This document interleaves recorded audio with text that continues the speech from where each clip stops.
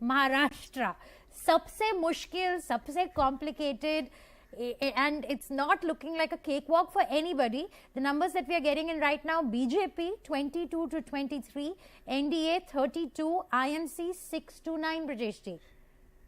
जी श्वेता, मैंने अभी थोड़ी देर पहले आपको मैं खिचड़ी ये बोल रहा था। खिचड़ी कोई मेरा शब्द नहीं है, महाराष्ट्र के एक बड़े प्रोमिनेंट पॉलिटिशियन का शब्द है जो कि राज्य के चीफ मिनिस्टर रहे 5 साल तक लगातार। बताने की जरूरत नहीं कि वो कौन होंगे। उन्होंने कहा कि महाराष्ट्र हमारी पूरी की पूरी खिचड़ी है, क्योंकि इतने सारे जो सब फैक्शन इधर उधर बटे। अब मान लीजिए एनसीपी दो हिस्सों में है, शिवसेना 2 हिस्सों में है, कौन किसके साथ था पिछले इलेक्शन में, इस बार कहाँ आ गया। तो इसलिए कंप्लीट खिचड़ी है, व्यूअर्स के लिए भी, वोटर्स के लिए भी, सबके लिए। और ऐसे में माना जा रहा था कि महाराष्ट्र में बीजेपी को काफी नुकसान हो सकता है अपने एलाइज की वजह से, क्योंकि खासतौर पे जो सिंधे फैक्शन जो इनके पास आया, या फिर जो है शरद पवार के भतीजे जो इनके पास आए, बावजूद इसके अगर आप देखें तो बीजेपी की जो रेंज है 20 to 23, if you remember the 2019 figures, 2019 में भी बीजेपी को 23 सीटें आई थी। तो अगर रेंज जो है अगर अपने मैक्सिमम लिमिट पे जाता है तो बीजेपी अपनी सीटें जो है ज्यों के त्यों बरकरार रख सकती है, क्योंकि बीजेपी के नेताओं का कहना था जो उनको नुकसान अगर होगा तो नुकसान जो है जो उनके एलाइज हैं, शायद वो अपनी सीटें पूरी तरीके से न जीत पाए, लेकिन तब भी बड़ा नुकसान नहीं दिख रहा है। अगर आप देखें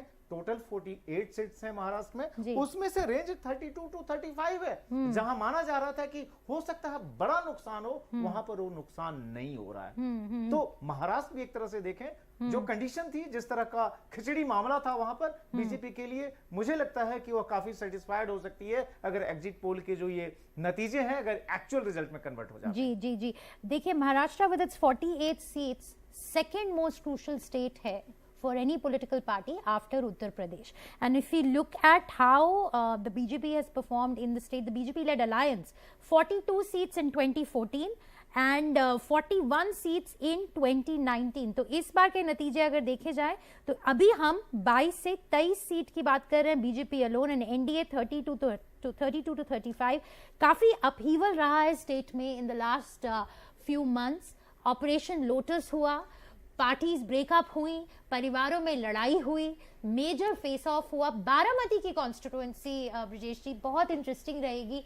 we don't have constituency wise data right now, but इसमें तो देखिए बारामती में शरद पवार ने अपना पूरा जोर लगा दिया था अपनी बेटी को जिताने के लिए, और जो इंडिकेशंस हैं एग्जिट पोल में, हमारे पास एग्जैक्टली बारामती के ट्रेंड्स नहीं है, लेकिन जो इंडिकेशंस हैं कि शरद पवार उन्होंने बड़ा ही इमोशनल कार्ड खेला था। एक एक वोटर के घर हो गए और उन्होंने कहा कि ये मेरे लिए आखिरी इलेक्शन है, जिता दीजिए मेरी बेटी को। तो हो सकता है बारामती की सीट जो है वह शरद पवार अपने परिवार के फोल्ड में रखें। भतीजे की जो पत्नी चुनाव लड़ रही थी शायद वहां न जाए, ये बारामती में हो सकता है। राइट, ये जो चुनाव है महाराष्ट्र का, ये की पॉलिटिकल लीडर्स के लिए, महाराष्ट्र के जो पॉलिटिकल लीडर्स हैं उनके लिए बहुत ही क्रूशियल है।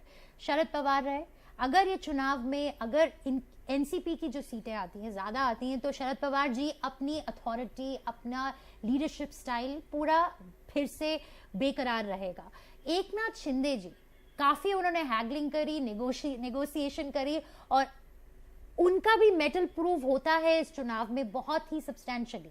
देखिए बहुत साफ सी बात है, एकनाथ शिंदे महाराष्ट्र के मुख्यमंत्री हैं और उनको माना जाता है कि भाई शिवसेना में जब वो थे तो सेनापति के रोल में होते थे, वह कभी भी वहां प्रधानमंत्री नहीं रहे। तो एक कमांडर जो है, क्या वह एज चीफ मिनिस्टर जबकि वो महाराष्ट्र की गद्दी पे बैठा है, उस समय क्या वो लोकसभा चुनाव में अपना करिश्मा दिखा सकता है? क्योंकि आप ध्यान रखें कि नॉर्मली एकनाथ शिंदे के बारे में ये माना जाता है कि वह ठाणे एरिया में जो है उनका ज्यादा इन्फ्लुएंस है। जितनी सीटें उन्होंने ली, अपनी पार्टी के कैंडिडेट्स खड़े किए, अगर वो कन्वर्ट नहीं होती हैं तो एकनाथ शिंदे के लिए एक सीरियस चैलेंज होगा उनकी अपनी अथॉरिटी के लिए। बीजेपी के लिए काफी महत्वपूर्ण, अगर मान लीजिए 23 की 23 सीटें वो बरकरार रखती है तो जो वहां की लोकल लीडरशिप है, खासतौर पर देवेंद्र फडणवीस जैसे चेहरे जो कि 5 साल तक महाराष्ट्र के मुख्यमंत्री रहे और रिसेंट पास्ट में को एक रिकॉर्ड भी है, उनकी अथॉरिटी को काफी मजबूती देगा। और ओवरऑल अगर आप देखें जितनी ज्यादा सीटें हैं महाराष्ट्र में, अगर बीजेपी एनडीए का जो पूरा कोalition जो वहां पर है अगर 35 तक वो रेंज